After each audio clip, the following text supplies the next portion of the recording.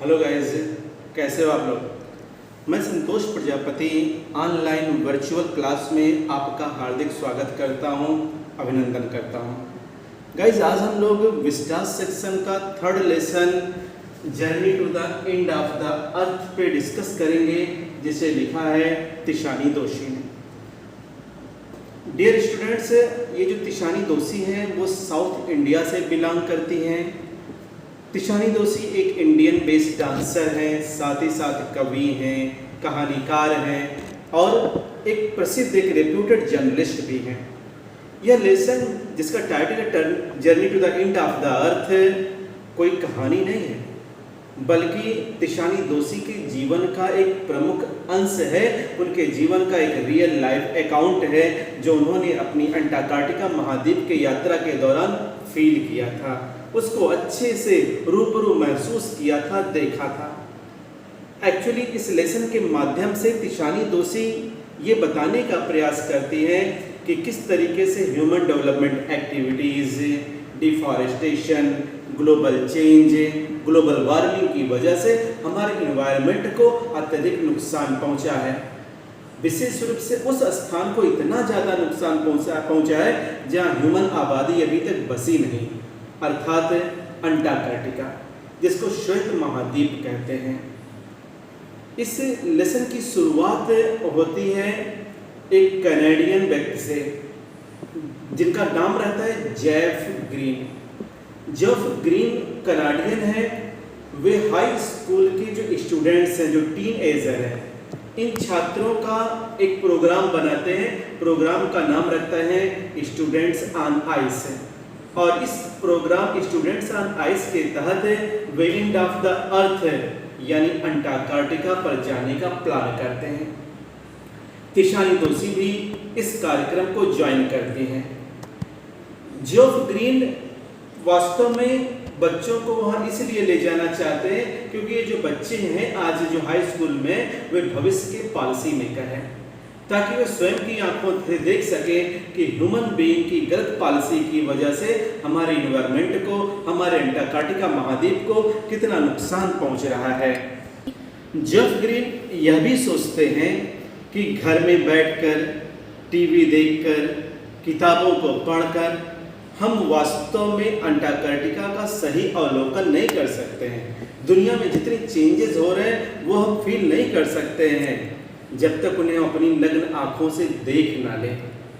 और जब इन बच्चों को मैं लेकर के वहाँ जाऊँगा और सारी चीज़ों को ये अपनी आंखों से देखेंगे तो ये बड़े होकर के ऐसी ऐसी पॉलिसियाँ बनाएंगे ताकि उसमें यह ध्यान रखा जाए कि किस तरीके से ग्लोबल वार्मिंग से अपने देश को बचाया जाए, इस पूरे विश्व को बचाया जाए। यानी हर एक कार्यक्रम में बच्चे अपने इन्वायरमेंट के विषय में ध्यान रखेंगे। तिशानी दोषी कहती है यात्रा का प्रारंभ करने के लिए वे एक रशियन जलयान पर सवार होती हैं जिसका नाम है एकेडमिक शोकालस्की। नाम याद रखिएगा जलयान का, आपके क्वेश्चन में पूछा जा सकता है। क्या नाम है रशियन जलयान का? Akademik Shokalskiy, Akademik Shokalskiy. और वे अंटार्कटिका महाद्वीप की ओर चल पड़ती हैं। अंटार्कटिका महाद्वीप आप सब जानते हो, दुनिया का सबसे ठंडा, सबसे सूखा और तेज हवाओं वाला महाद्वीप है। तिशानी दोषी कहती है मैंने 100 घंटे की यात्रा की और उस यात्रा के दौरान मैंने कार का प्रयोग, हवाई जहाज का प्रयोग, जलयान का प्रयोग, सभी प्रयोग किए थे। मेरी यात्रा मद्रास से भूमध्य रेखा के उत्तर में 13.09 डिग्री से प्रारंभ हुई, 13.09 डिग्री से प्रारंभ हुई। और इस यात्रा के दौरान मैंने, याद रखिए क्या क्या की, 9 टाइम जोन, 6 चेक पॉइंट, 3 समुद्र सी बॉडीज और लगभग इतने ही इकोस्फीयर यानी वायुमंडल को मैंने पार किया था। और इस विस्तृत सफेद भूदृश्य अंटार्कटिका जो नीले नीले अविरल क्षितिज के नीचे स्थित था, इसको देखकर जो मेरी पहली भावना प्रकट हुई थी वो पहली भावना थी शांति की, सुकून की, चैन की, और दूसरी जो भावना थी वो थी आश्चर्य की। तिशानी दोषी सोचती है कि एक समय यह भी रहा होगा जब भारत और अंटार्कटिका एक ही धरती के हिस्से रहे होंगे। एक छोटा सा इतिहास भी है। अकॉर्डिंग टू तिशानी दोषी के अनुसार 6 अरब 500 साल 6 अरब 5 करोड़ पहले देखा जाए डायनासोर की समाप्ति की ओर बढ़ रहे थे और स्तनधारी का युग प्रारंभ हो रहा था। पहले अगर हम पूरे धरा को देखें तो जो पूरी पृथ्वी थी वो 2 भागों में बटी थी। एक स्थल मंडल था और एक जल मंडल था। स्थल मंडल को पैंजिया कहा जाता था और जल मंडल को पैंथालासा कहा जाता था। लेकिन धीरे धीरे गुरुत्वाकर्षण के कारण धरा के भीतर प्लेटों के आपस में टकराने के कारण पैंजिया जो स्थल मंडल था 2 भागों में बट गया, एक उत्तर और एक दक्षिण।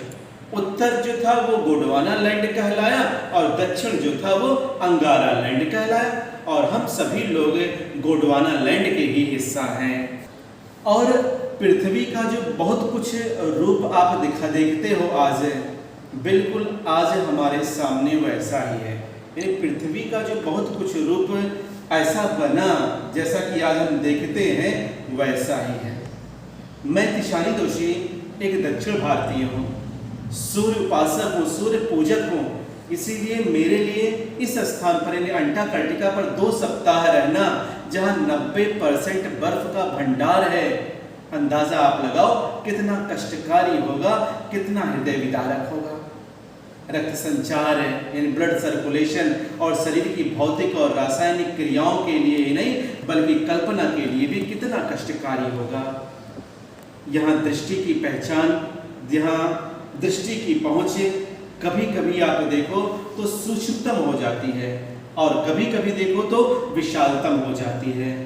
यहाँ सील, यहाँ वॉलरस, नीली व्हेल, पेंगुइन, बर्फ के बड़े बड़े टीलों का भंडार है। बच्चों, अंटार्कटिका पर तो बर्फ के टीले तो इतने विशाल विशाल हैं जैसे ये अगर देखा जाए तो कई कई देशों के बराबर है। इन्होंने इजराइल का नाम भी लिया था कि उतने बड़े बड़े हिमखंड वहां पर देखने को मिलते हैं। 24 घंटे प्रकाश, फिर अंधकार, फिर सन्नाटा। बच्चों, यह सन्नाटा तो तब टूटता है जब अचानक कोई बर्फ की नदी बनती है या जब कोई अचानक विशाल हिमखंड टूटता है, तब जाकर वो सन्नाटा, वो खामोशी टूटती है। अगर मानव सभ्यता की चर्चा करें हम लोग यहाँ पर, तो यह 12,000 वर्षों से है। हमने प्रकृति पर अधिकार कर लिया, प्रकृति पर अधिकार करके ग्राम, कस्बा, नगर, महानगर बना लिया।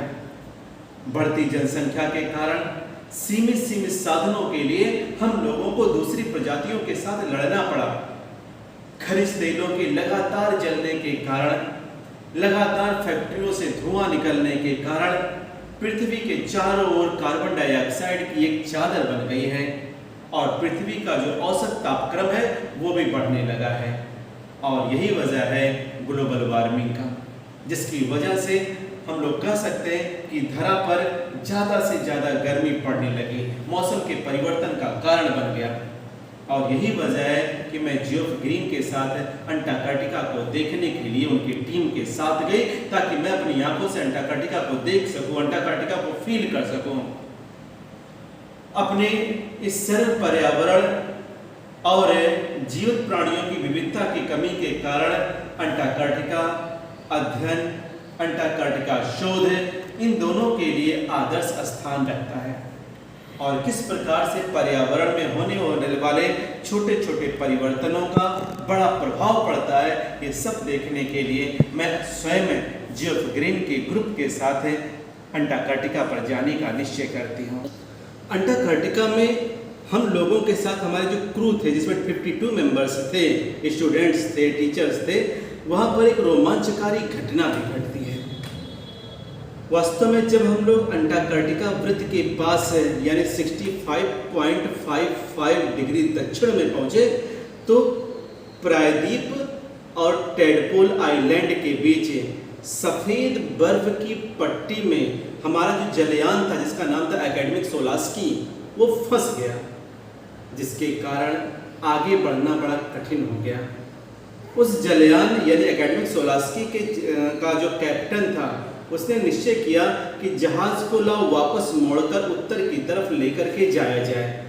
पर ऐसा करने से पहले हम लोगों से कहा गया, एक और एडवेंचर हम लोगों को दिया गया, एक और अनुभव हम लोगों को फील करने के लिए कहा गया कि हम लोग तख्ते से उतरकर समुद्र पर चले।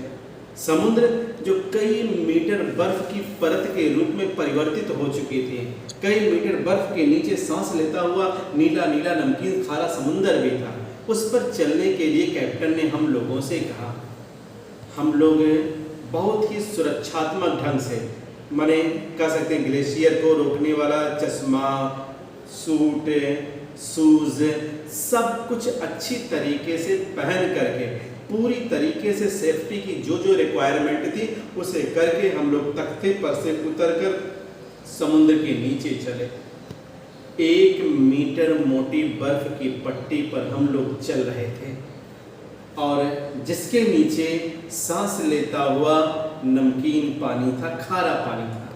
और हम लोग जब नीचे बगल बगल में देखते थे तो देखते क्या थे, किनारे पर केकड़ा खाने वाले सील मछलियां जो हैं बर्फ के चद्दर पर धूप सेक रही हैं। सब कुछ देखने में देव दर्शन सादृश्य लग रहा था। हर चीज वाकई एक दूसरे से जुड़ी हुई लगती थी। नरेटर यानी तिशानी दोषी कहती हैं कि वास्तव में मैं यहाँ आकर पृथ्वी के संतुलन और सौंदर्य दोनों पर बिल्कुल मंत्रमुग्ध थी, चकित थी। मैं सोचती हूँ कि अगर अंटार्कटिका एक बार फिर वैसा ही गर्म प्रदेश बन जाए जैसा यह कभी था, यानी जब डायनासोरों की समाप्ति का काल चल रहा था और स्तनधारी प्राणियों का धीरे धीरे उद्भव हो रहा था, तो क्या होगा? क्या हम इन्हें देखने के लिए बचेंगे या वैसे ही गायब हो जाएंगे जैसे डायनासोर? किशोरों के साथ इस टूर का आशय भी यही है कि पृथ्वी को बचाने के लिए हमारे ये बच्चे कुछ करेंगे ताकि पृथ्वी पर संतुलन बरकरार रहे, हमारी पृथ्वी हरी भरी यूं ही निरंतर, यूं ही हमेशा शाश्वत बनी रहे। ओके बच्चों, ये था आपका lesson the end journey to the end of the earth है। आगे हम लोग फिर अगले वीडियो में इस पर लेक्चर करेंगे, क्वेश्चन आंसर पर भी डिस्कस करेंगे। बाय।